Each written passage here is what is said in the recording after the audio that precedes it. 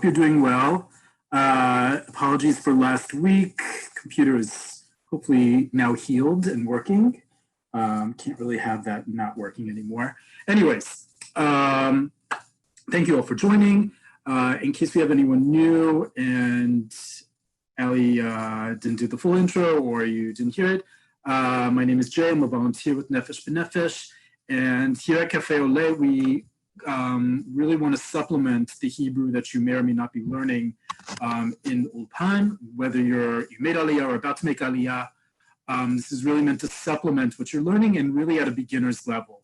But with two important focuses that you may or may not get in your formal Hebrew education. One is really focusing on day-to-day Hebrew that you need in everyday life in Israel.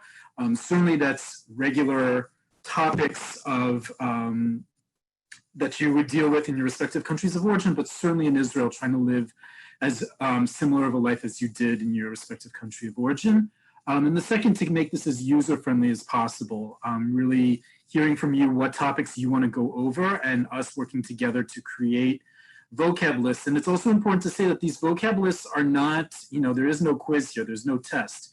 This is really meant to help steer the conversation of what we're talking about. It's not just, pulling out what's in the dictionary. You can look up, there's now online and offline, all sorts of different dictionaries out there. This is providing a little bit more context to the words that you're probably looking for or how to use them, but also what's coming up. And you're going to see that in the second part of what we're talking about today, but also to make it really as focused on what you need as possible. So with that, I'm going to share the screen. As always, this is being recorded. So if you want to go back, you certainly are going to get a recording of this, so you're able to go back on the vocab sheet that I'm about to share. You can also be old school and, write it out with pen and paper. Because I'm a volunteer, I don't share this, aside from you taking a screenshot, getting a recording of this video, which is quite a lot, or just plain old writing it out. So with that, I'm going to share my screen. If you have any questions while I'm talking, the chat window is there for you. Please write your questions in there. And once we get through that, you'll also be able to, Ali will unmute you, and you can ask any questions if you have a problem writing. So with that. So we had a question a little bit about the environment, and I don't want to go through environment words because, again, these are words that you can look up. It's not something that you need to know some context for to understand the words. What I want to do is go through just a few words with regards to the winter and then move on to our second topic. Okay, so the first one is the winter. So in the winter in Israel, if you haven't figured it out now, is it rains. Choref is the word for winter in Hebrew, and the Choref is our rainy season. It starts right at the end of Sukkot when we stop, when Jewish tradition, we start praying for rain, and it ends during Pesach when we stop praying for rain. Again, I'm not going to give you the words for rain and pollution and all that because you can look up those words. I want to give you two sets of words that, while you can look these up, you may not be able to see the difference in them. I certainly wasn't when I looked them up, just to reconfirm how they're defined by Google Translate and Context Reversal and some of the other ones I like. But this is important because you'll hear these when you're looking at the forecast and the news coverage of the weather, but also a lot of the damage that takes place because of the winter storms. So our first two words here in rows 2 and 3, and again, those of you who are new or have forgotten, on the right-hand side, you'll see the word in Hebrew with punctuation with nikud. I give you all a break because everyone's at a different level here, but most people are at a beginner's level. The column to the left is transliterated for American English, then the English, and then any notes on the left-hand side. Okay, so when we start with these first two words in rows 2 and 3, we have the words for flood, hatsafa and shitafon. Any of you who've spent at least one winter in Israel, let alone the last few weeks, you know that when it rains in Israel, more than likely it floods. And we have two words in, sorry, just writing out the column names. I thought I did that already. We have two words in modern Hebrew that we use for flood. By the way, you are not going to see the word mabul. Those of you with the Jewish tradition, we've talked about this a lot. Biblical Hebrew and Talmudic Hebrew and medieval Hebrew have a lot of crossroads with modern Hebrew, but not 100%, one of which is the word for flood. We do use the word mabul when it comes to over-exaggerating the extent of a flood, but we don't use that as a meteorological term or in the news. You'll usually use it as a form of overemphasizing the amount of rain we've gotten. Mabul, as you may know, is the word for flood that's used during the story of Noah's Ark. But here we have two words here in rows 2 and 3, hatzafa and shitafon. The difference between the two is what I started to write in the notes in row 2. Hatzafa comes from the verb lahatzif, which means to flood, and a flood is a hatzafa. A hatzafa is a flood in a place that doesn't normally flood, right? So when there's a flood here in Tel Aviv, where I live, if there's a flood anywhere where it doesn't typically flood when it rains, and I don't mean like because structurally they haven't built it so it can't do anything but flood. I'm talking about naturally, geologically. If you're here in Tel Aviv, it's not supposed to flood, even though it always does, because again, the infrastructure is what it is. If it floods here in Tel Aviv, it's a hatzafa. If it floods in the desert or in certain places in the north, but particularly in the desert, it's called a shitafon. You could translate the difference between the two, as I've said here. Hatzafa is a flood, but a shitafon is a flash flood. It's a flood in a place that typically, when there's a excess amount of rain, there's usually something even more violent about it. In that case, it's a shitafon, is a flash flood, right? So in Tel Aviv, when it floods, we don't call it a shitafon, we call it a hatzafa, because it's usually not this rush of water that what typically happens when it rains in the desert does, because it's so barren there and the ground can't absorb any of the water that fast. Okay? So hatzafa versus shitafon, you're going to hear these two words used again and again during the winter. We already have, but hatzafa is a regular flood. A shitafon is a flash flood, typically taking place in the desert, so in the east and the south of the country, right? Next two words, also meteorological terms, very important words. You'll hear also again and again in the winter is se'ara or se'ara, if you can't say the resh, and sufa. Now, both of these words translate as storm, and I had to look up, according to the Academy of the Hebrew Language, the official standardizing body of the Hebrew language, what, if any, difference there is in modern Hebrew for se'ara and sufa. And they note there really isn't much of a difference. The actual nuanced difference is how fast the winds are that accompany a storm. But for our purpose, for everyday modern Hebrew, se'ara and sufa are interchangeable as a storm. Storm includes all sorts of things, right? I didn't include here rain, thunder, and lightning. You can look up those words on your own. But know that you'll see when there's coverage of the news, or if you're reading the forecast in Hebrew, se'ara and sufa are often interchangeable, but a sufa is typically more violent than a se'ara. Sufa usually comes with stronger, faster winds than a se'ara. Okay, so that's the difference between the two. Before we move on to the next part, is the note in row 4 here, se'ara. Se'ara, if you're listening to me and you're not looking at the sheet, you may think that sounds like another word you may or may not know in Hebrew, or if you think you know this word, se'ara, which is a strand of hair. One strand of hair in modern Hebrew is a se'ara. And a se'ara, like I just said, is a type of storm.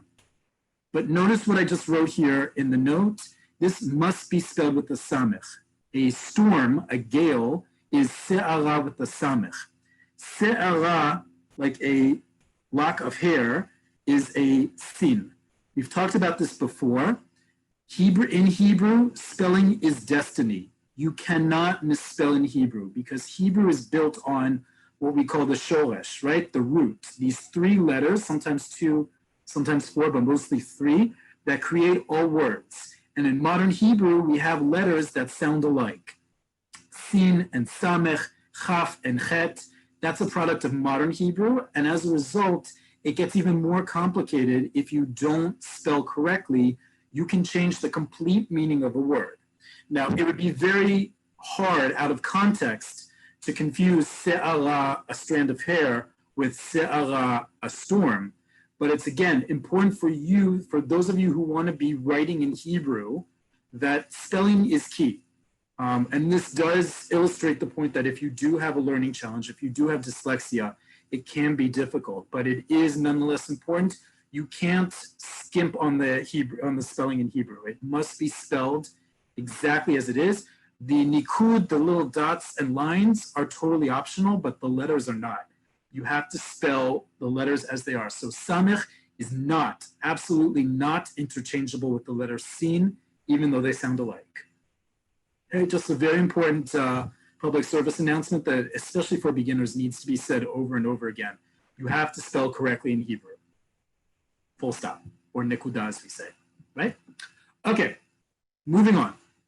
So we had another request to go over automated telephone menus. And this is a great point because whether you're calling your bank or your Kupat Cholim or the municipality or any other automated service on the phone, there's only a few different varieties of the telephone menu that you're going to have to go through to get to what you need to do, whether that's to pay a bill or to clarify something or to speak with a customer representative. There's very few options, very few differences in them, just like you have in other countries, right? I know certainly for America, there's certain standardized forms of it that you keep hearing, whether it's the exact same voice or whatever it is. Israel's no different, it's a small country, but more important than that, I know we've gotten a lot of requests from you and from other people not on the call today of saying, well, can you help me make an appointment with Klalit? Or can you help me contact Hapoalim? That's not my job. I'm a volunteer, but also that's not my interest here.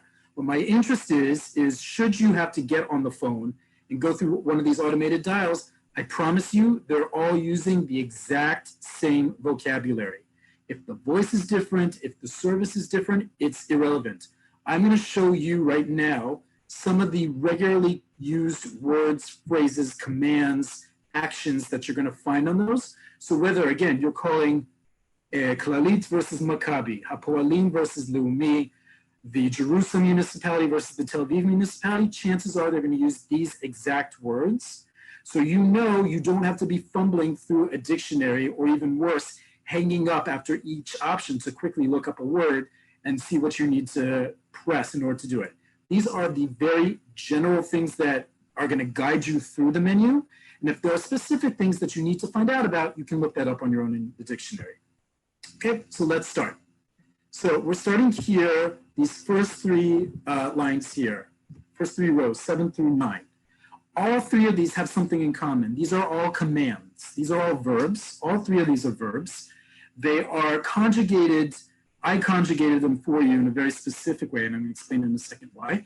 But these are all in the, as it says here, the imperative form. The imperative is just the fancy grammatical term for the command form, right? We don't really have conjugation in the English language for this. We do in many other languages.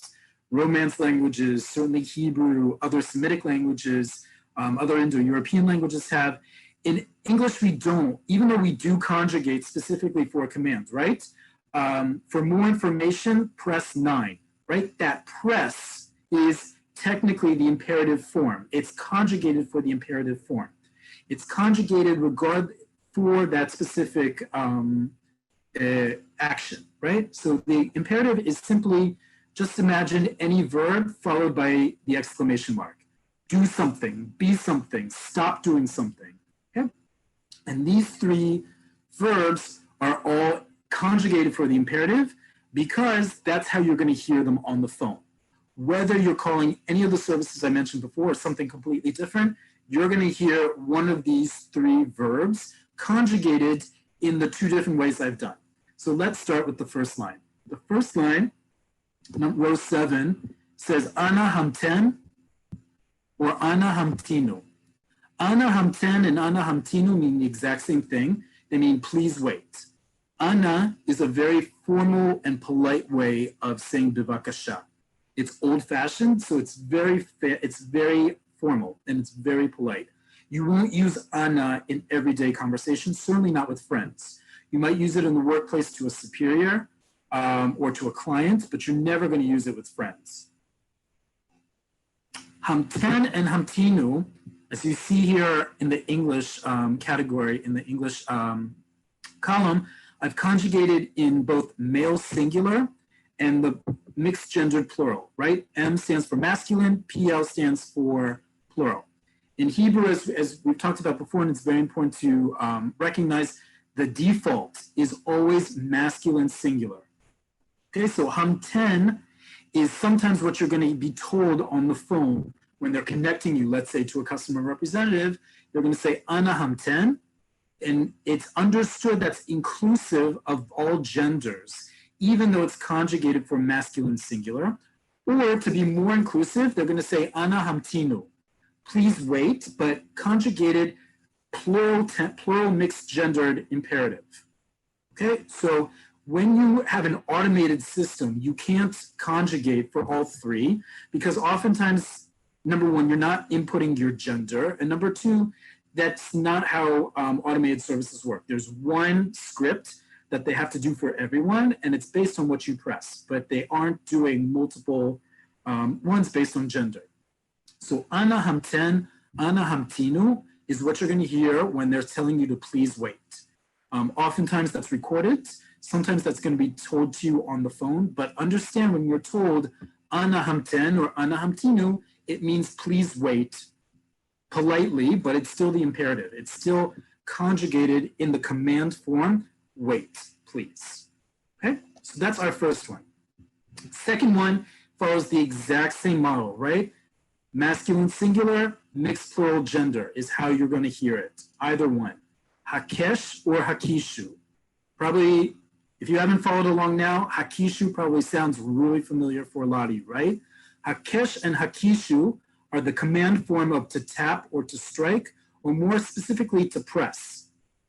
Okay, so if you're on a phone, it tells you to hakishu something. It's telling you to press in something. Usually it's your Teudat Zehut, your Teudat Zehut number. It's telling you to press all sorts of different things, your credit card number, right? But hakesh or hakishu is the command form of to press. It can also mean to tap or to strike, but when we're calling a phone, we're just meaning to press, as in to tap, like on a keyboard or more specifically on your smartphone, right? When it shows up. That's hakesh or hakishu. Again, hakesh, masculine singular, hakishu, mixed gender plural.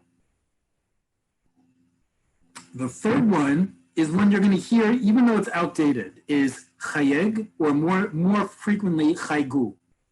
Chaygu you'll still hear, by the way, in radio commercials, in TV commercials, because chaygu was what we had for many, many, many years in Israel, up until very recently, which is to dial, right? Lechayeg is to dial. Chayeg or chaygu is dial exclamation point, right? So let's say you're on a call. This most specifically happens with me on the bank, right? I have Bank Leumi. When I call the bank and I'm looking for a specific service, let's say I get to the main menu and it's telling me I actually need to call a different number in order to get that service, right? So if I'm calling up customer service about my monthly total, and instead, it's giving me the option to call about a loan, it's going to tell me chaygu and give me the other number, right? So the difference made in modern Hebrew between hakesh and chayeg is that hakesh, or to press, is usually one of those options in an automated menu.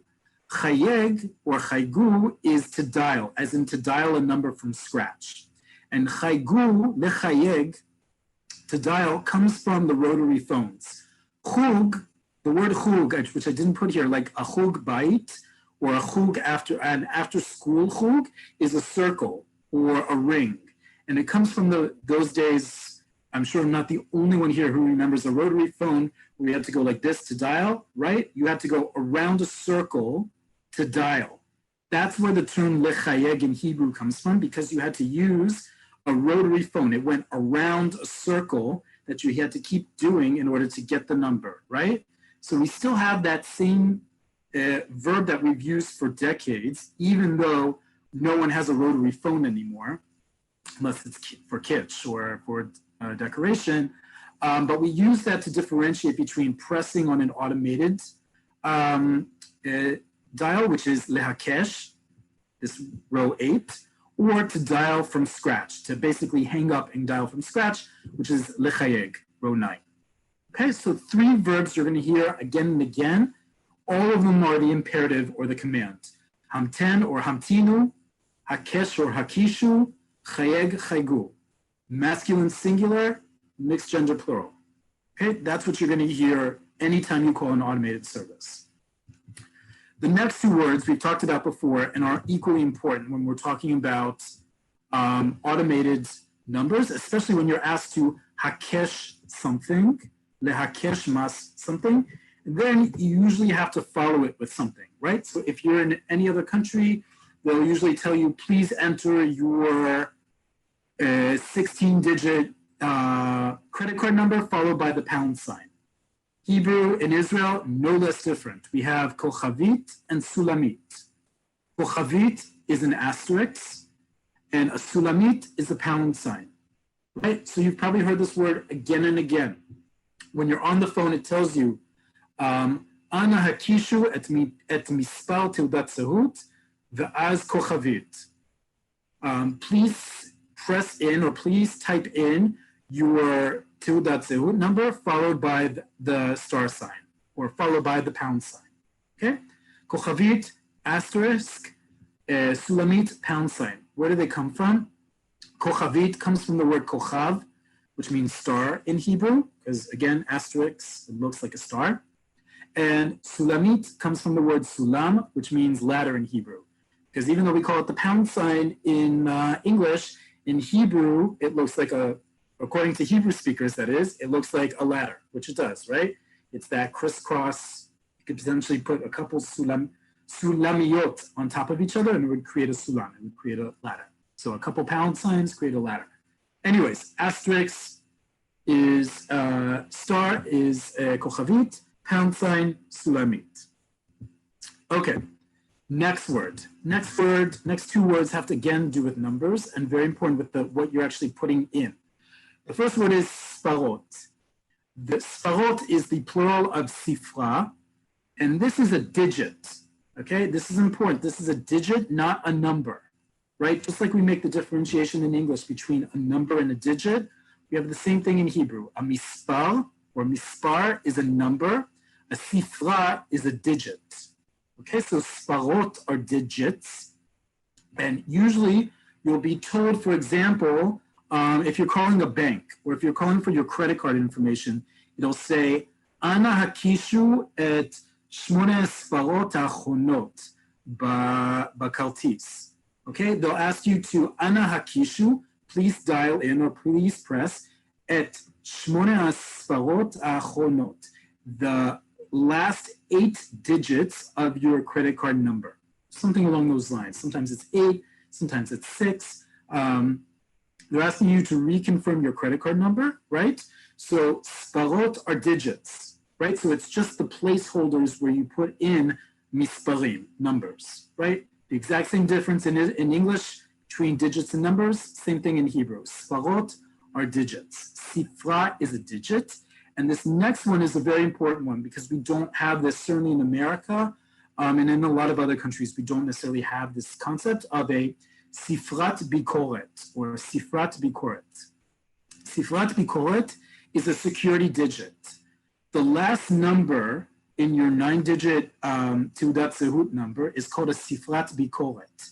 It's basically, I can't quite explain it, but basically when they generate all of our teudat zehut numbers, that last number is on a separate code generator that acts as a security code to your teudat zehut number. There's other information that's in your teudat zehut number that helps identify who you are. That last one is there for overall security. And you'll often hear when you call the bank or your kupat cholim or your credit card or wherever they're calling, they'll say, when they ask you to put in your Teudat Zehut number, it'll sound something like this. And you've probably heard something like this before, right? Ana hakishu et mispar Teudat Zehut, kolel sifrat bikoret. Please type in your Teudat Zehut number, including the security digit. Okay, when they say sifrat bikoret, all they're referring to is the last number in your Teudat Zehut. It happens to be this other thing called a security digit, but it's still part of your ID number, right? And as we all know in Israel, your Teudat Zehut number is used very frequently. You often have to give it out for identification purposes to official bodies, whether, again, it's your bank, Kupat Cholim, government, so forth. Filling out a new employer form. If you're self-employed, that's also your tax ID number. It's a very important number. But when they say Sifrat Bikoret, it's that last digit in your Teudat Zehut number. But you're going to hear this a lot, right? I'm not writing this out because the whole point of this is this is what you're going to hear on the phone. It's never going to be written out as you're waiting on the phone. But instead, you can hear already not only what I'm saying to you, but you have this now list of vocab that you can take a screenshot and get the recording of tomorrow so that when you have to next be on an automated call with that phone menu, you'll know when they say Sifrat Bikoret, don't get confused because you just heard Teudat Zehut and you thought you knew what you meant. You absolutely do know what they mean. You just know that that last number in your Teudat Zehut is called a Sifrat Bikoret. Okay? We have a couple more here, two of them, that are not a command, but they are kind of a verb. It's called the gerund. The gerund, so we talked about before, is the verbal noun. It's usually the ing of something, right? So in this case, we have two different options you're going to hear a lot of when you call automated services. Lekabalat meida al and lezimun tol. So let's start with this first one, row 14. Lekabalat meida al, okay? Lekabala, Kabbalah is reception. It's Kabbalah. Reception comes from the word lekabel, the verb to receive. Excuse me, Kabbalah is reception, as in reception at a hotel, but it's also the act of receiving something. So if I'm calling a phone, if I'm calling the bank, for example, and it says, Lekabbalat meida al cheshbon, for information, to get information on your account, hakishu shtayim, right? That's a very common option on a menu on a phone. Lekabbalat meida al cheshbon, hakishu shtayim. For information or to get information on an account, press 2. Okay, so lekabbalat meida, literally for receiving information or for receiving data on something. So it could just be, lekabbalah could be all sorts of different things, right? It doesn't have to be meida. That's just an often one that you'll hear is information. Lekabbalat meida on something or other. Now it's kabbalat with the taf at the end, because Kabbalah, even though I just said it's a verbal noun, it's treated like a noun. And as a result, Kabbalat meida is what we call in Hebrew smichut. It's a compound noun. It's two nouns put together. And when the first one ends in the letter hey, it turns into a taf. Very complicated. That may be a little complicated for some of you, but just know lekabbalat meida is correct. It's not a spelling error. It's for the receiving of information on, and then it's going to give that detail of it. And then that's usually the option that you'll have to press 2 or 3 or whatever it is. Okay, but just know that that's a common option that you've heard already on the phone, just so you know what to be prompted to hear. Lekabbalat meida al, or it could just be lekabbalat, all sorts of different things. To get info or to get something else or to receive something is going to be this. Okay? The next one is a very common one.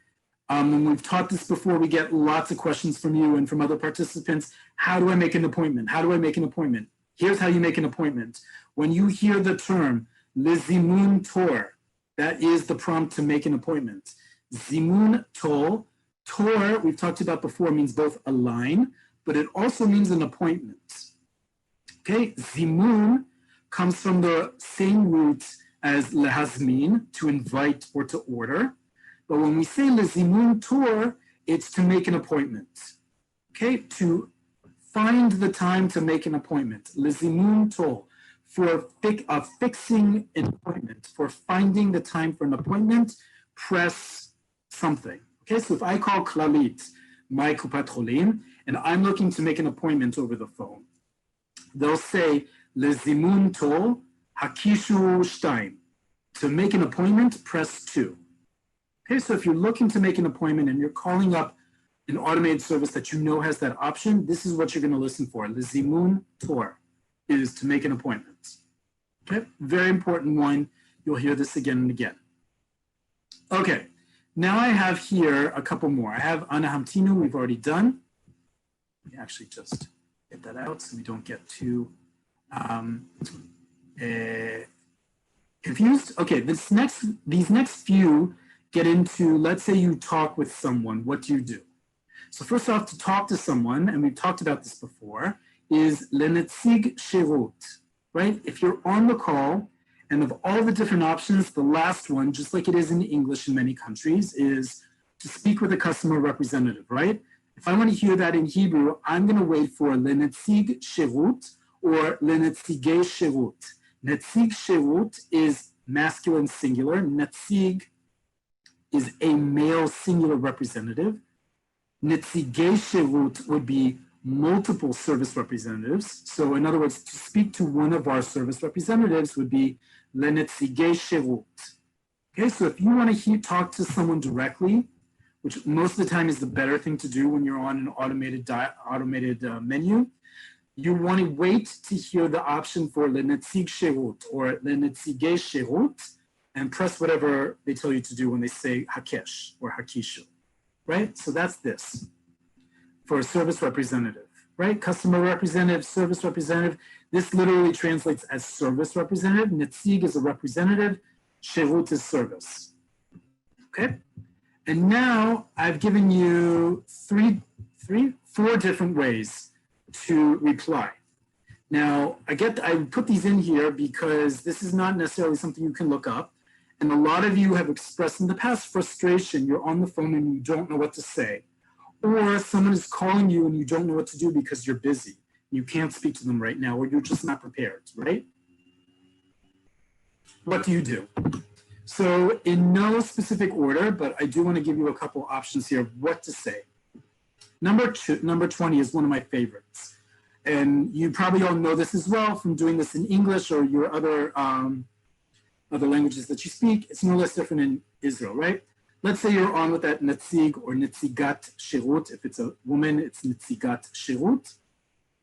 And you're not getting anywhere. And you want to either register a complaint or you want to speak to someone with a little bit more decision-making skills, authority than who you're speaking to, you're going to say the following sentence. And again, I'm going to go through it a few times because there's gender involved. So pay attention to the English as well, where the,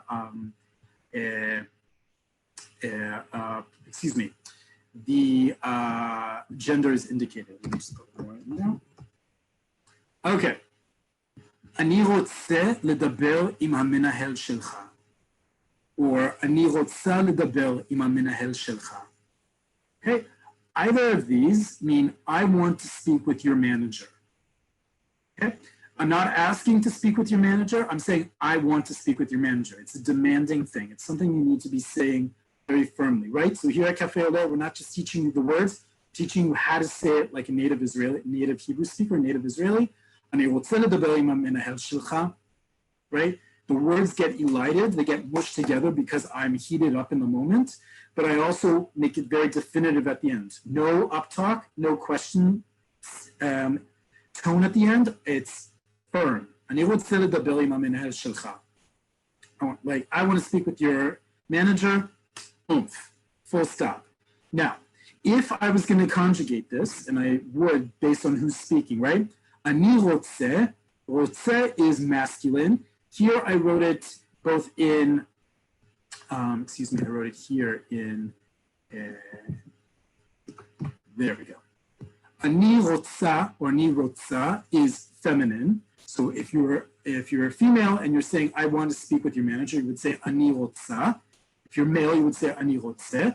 ledaber im, I want ledaber im, to speak with ha-menahel shelcha. Menahel here is left masculine because, again, the default in Hebrew is masculine. So even if you, and if you don't know who their manager's identity is, I'm not trying to be misogynist here. I'm just saying menahel is typically what you're going to say. Even if it ends up being a menahelet, a female manager, stick with menahel. But you will change the next word at the end of this. Ani rotze or ani rotza ledaber im hamenahel shelcha or shelach. If you're speaking to someone who it sounds like is a man, you're going to say shelcha, because shelcha is your or yours for man. If the person sounds like a woman, you're going to say shelach. Shelach is you or your or yours feminine. Okay? So, ani rotze ledaber im hamenahel shelcha. I'm speaking as a male to a male customer service representative. Okay? אני רוצה לדבר עם המנהל שלך. I'm speaking as a woman, as female, to a female customer representative. Okay? So very important that you conjugate this based on your own needs. Okay? There's 3 different things in this sentence you'll need to conjugate based on the situation. רוצה or רוצה, the verb for want. Menahel or menahelet, if you know the gender of the boss or not, or the manager, and shelach or shelcha, depending with whom you're speaking. Okay, a very good one to have. This next one I get a lot. This next one I get a lot is, let's say I'm in the middle of working, or I just can't be bothered, right? A telemarketer calls me, or some other service calls me, and I just can't be bothered to answer or to reply to what they have. Here's what I'm going to say, right? I'm in the middle of a meeting, or I just don't want to talk to them. Here's what you're going to say to be both polite, but maybe you do want to get back to that service. I'm going to teach you the second part of it in a second. But the first part, if you just want to say, sorry, I'm busy right now, is sorry, sorry, sorry. Sorry, or mitzta'er, or mitzta'eret, ani asuk, or asuka kerega. Okay, so again, as a male, I would say, sorry, ani asuk kerega. Let's say someone from an insurance company is calling me, trying to give me a quote, so I'll sign up with them. I will say, sorry, ani asuk kerega, or sorry, or excuse me, mitzta'er, ani asuk kerega. Okay, I just said this as a male. If I want to say this as a woman, sorry, ani asuka kerega, or mitzta'eret, ani asuka kerega. Okay, so again, depending on your gender in this case, it's only your gender, you're going to have to choose, is it mitzta'er or mitzta'eret, and asuk or asuka. Sorry is straight from English, sorry, but you can use it all the time and it's understood in modern Hebrew. Mitzta'el comes from the verb lehitzta'el, which is to be sorry for something. So it's interchangeable. You don't use either. That's why the slash is there. You pick one or the other. So mitzta'el is conjugated for masculine singular, mitzta'eret feminine singular. Okay? Ani, asuk. Asuk is the word for busy. Asuk is masculine, asuka feminine. Right? And kerega, rega means moment, kerega at the moment. Okay, let me just put in my headphones, just 1 second. Yeah, at the moment.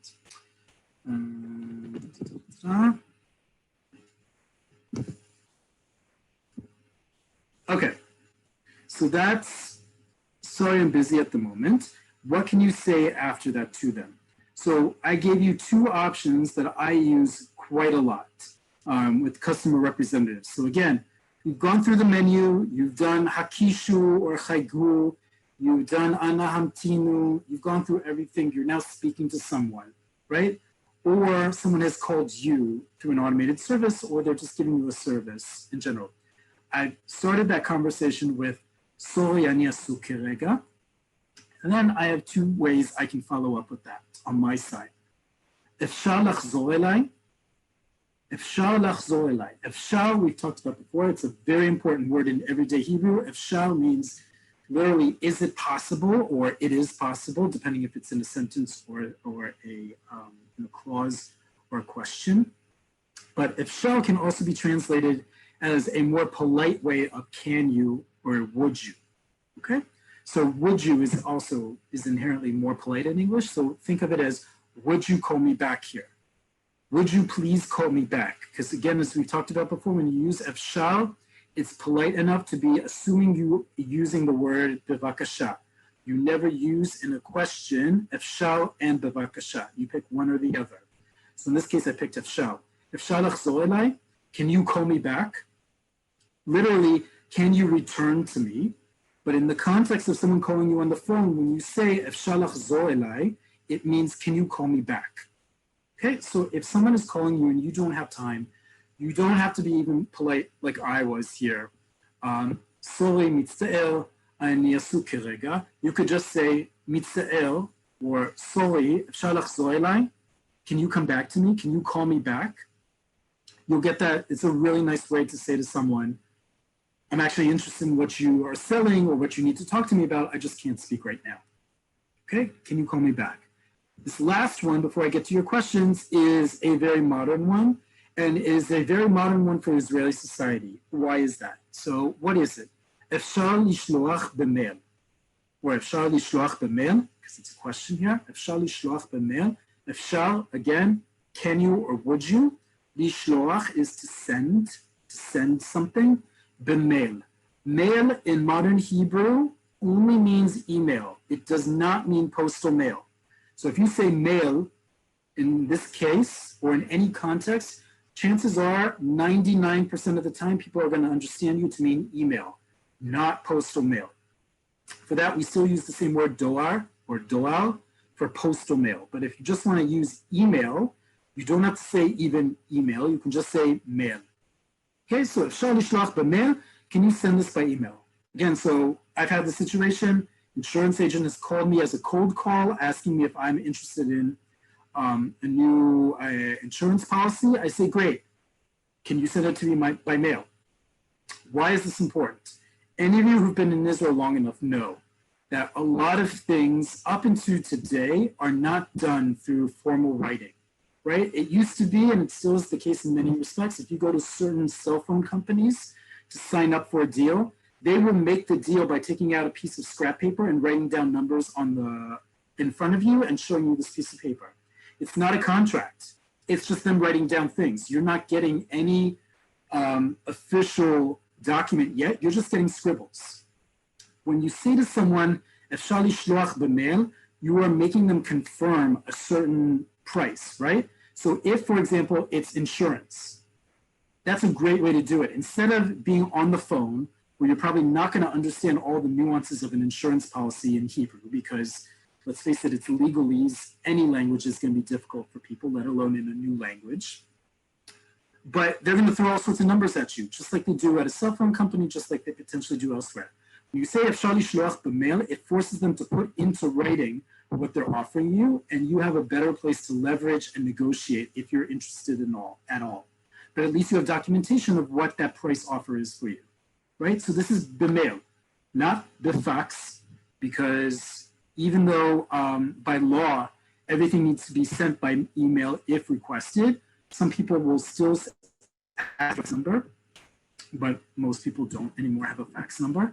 Efshar lishloach b'mail, can you send what you're selling or what you're doing or what we're talking about by email, right? So whether it's a synopsis of a call or a quote for an insurance policy, whatever it is, efshar lishloach b'mail is also a great way, by the way, if you're with a netzig shirut and you just need to get off. Again, sorry, ani asuk kerega, efshar lachzor elai, or lishloach li b'mail. I'm sorry, I'm busy right now. Can you call me back or send this to me by email? And if they say can, it's like, great. And then you give them your mail, your ketovet mail, your email address, and then you get off the phone, right? So again, to recap, everything we talked about in the second half is what you're going to hear on 99% of all automated calls.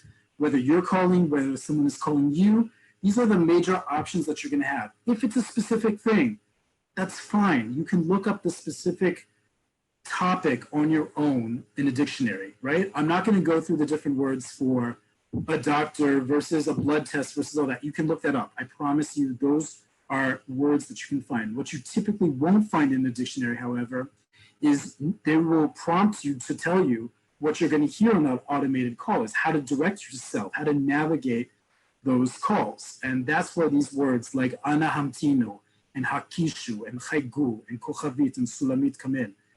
Because I promise you no one's teaching you that except right here. Okay, I'm going to stop here. I see we have a bunch of questions. I'll come back to this. Actually, open up the chat window as we're doing this.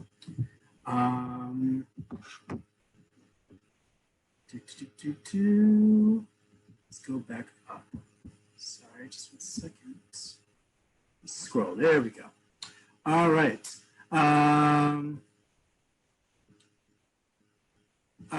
Chantal asks if I want to use the word ana, are there any other examples you can give? Great.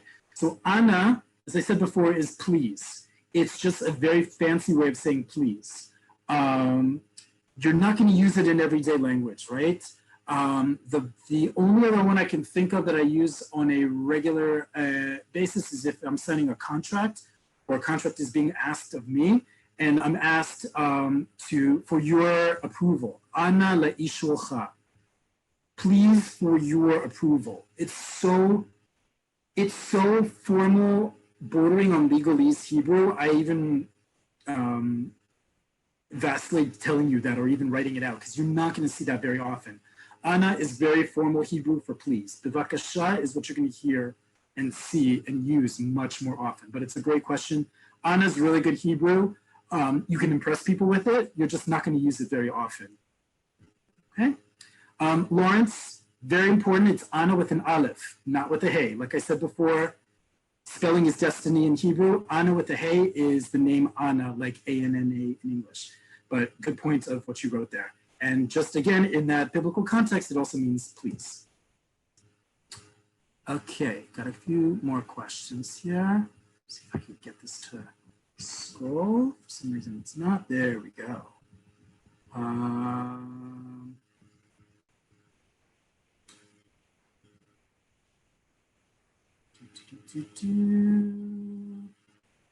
Okay, very important question. We actually got a couple. First off, na is short for ana. So you've probably heard na before. Na hamten, na hamtinu, but it's usually ana hamten or ana hamtinu. Same exact thing. Na, ana, same exact thing. Please, very fancy.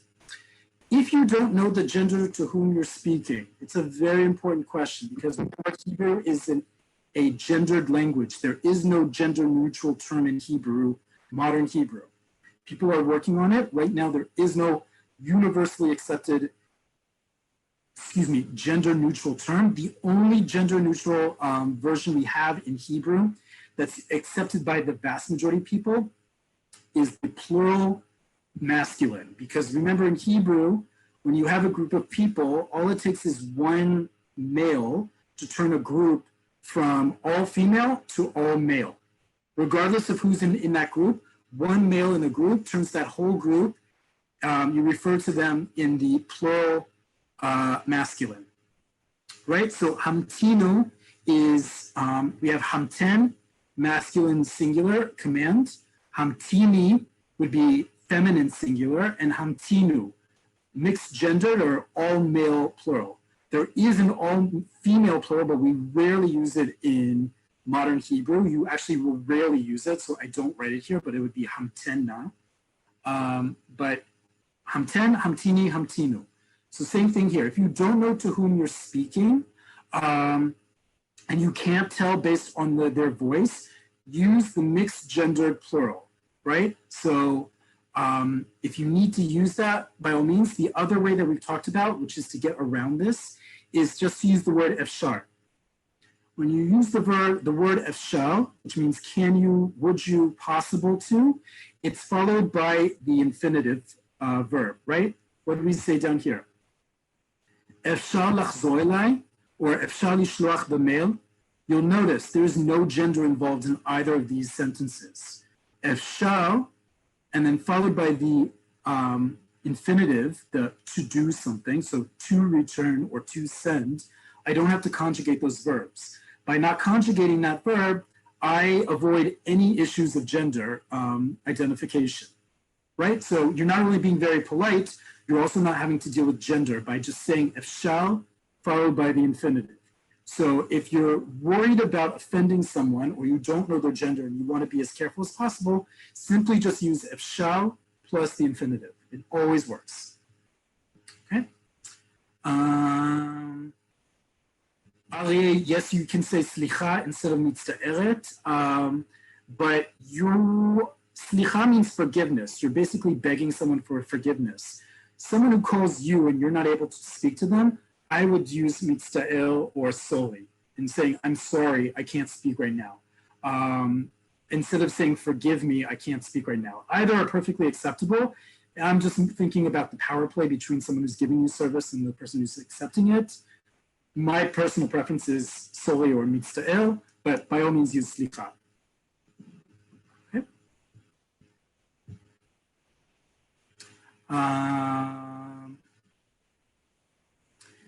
Richard asks a very good question. Is likboa tol correct for making an appointment? Okay, when you call, you have two ways to make an appointment in Hebrew.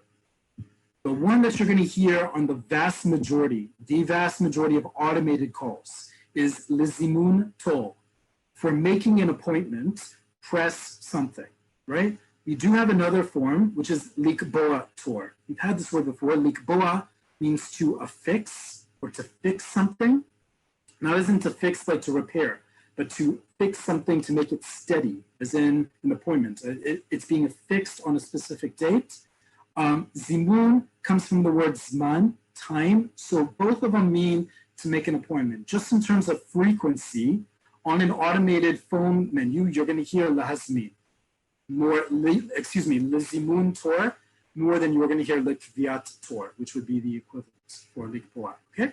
So lizimun tor. Okay.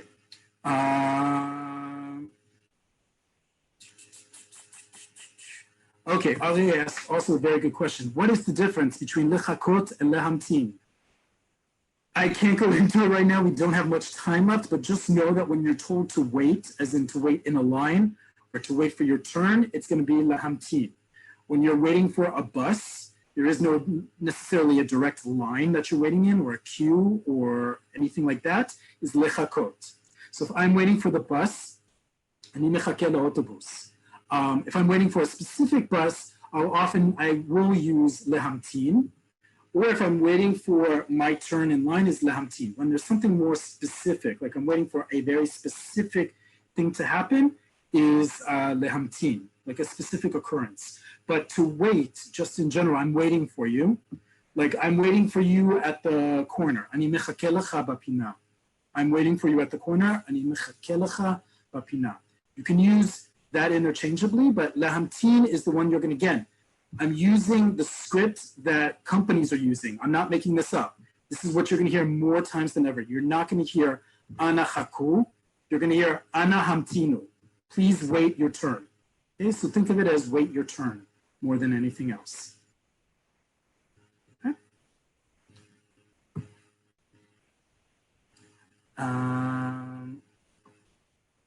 Stephen asks about Tor. Tor, again, we're not using this out of any context. We're talking about very specific context. You're calling your kupat cholim, your healthcare provider. You're calling the bank. You're calling someone to make an appointment. There is no other word you're going to hear except Tor. Tor means appointment. But very good question. Michelle, if you're trying to get through a crowd, what would you say? Slicha, sorry, or mitzta'eret? Great question. It's slicha. And again, it depends on how forceful you are and how frustrated you are to get through it. But to get through somewhere, to have someone move is slicha. Okay. Last question as we need to wrap up. Gilshon asked, when an agency sends me an appointment, I get a message that says, Nikba lecha tor. When an agent sends me, right, correct. Lizimun tor, again, row 15 here. Lizimun tor is to make an appointment, as in to make it according to a specific time. We haven't set up the appointment yet, right? We haven't even talked about when you're available or when the other person is available to meet. We're just saying lezimun Torah, to put some zman on a Torah, to put some zman, time on an appointment, is lezimun Torah. If you're getting a message from an agency that says nikba lecha Torah, that means that it's affixed. Nikba is the passive form of likboa, so it's been affixed. Your appointment has been fixed for a certain point. The time has already been figured out. It has been affixed for you, right? But again, 99% of the time when you call Kupat Cholim, bank, the Alnona, whatever it is, it's lezimun Torah. It's sometimes going to be likboa Torah or likbiat Torah, but most of the time it's going to be lezimun Torah. That's what you're going to listen to make an appointment if that's what you're signing up for. Okay, very last question Oleh has, and then we do need to wrap up. When do you use gisha? Great question. When do you use appointment versus a meeting? Same thing in Hebrew. Appointment, Torah, gisha, meeting. Two different words in English, two different words in Hebrew. An appointment versus a meeting. They have different contexts, they have different meanings as to what is the purpose of that event. But just like they have a difference in Hebrew, in English, they have a difference in Hebrew as well. Torah is an appointment, gisha is a meeting. Okay, so if you have an appointment, which you typically have with a doctor, a lawyer, a service agent, any kind of thing like that, Torah is an appointment. A meeting is a very different construct. It's a different dynamic. It's a different communication system than an appointment, right? So you would use that.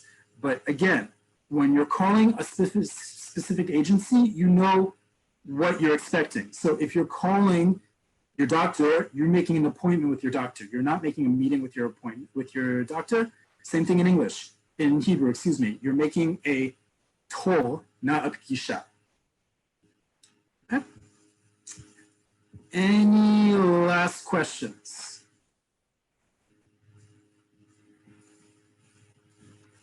Thank you, Jay. Reminder, everyone will receive the recording of this. You will not receive the vocab list. As Jay mentioned, you can screenshot it, you can pause it, you can write it down, but you will receive the recording of this probably tomorrow. So thank you again, Jay. Have a great night, everyone. Thanks, Ellie. Thanks to you, everyone. Toda rabba lechem. Hope this was useful, and I'll see you all next week. Bye, Leitot.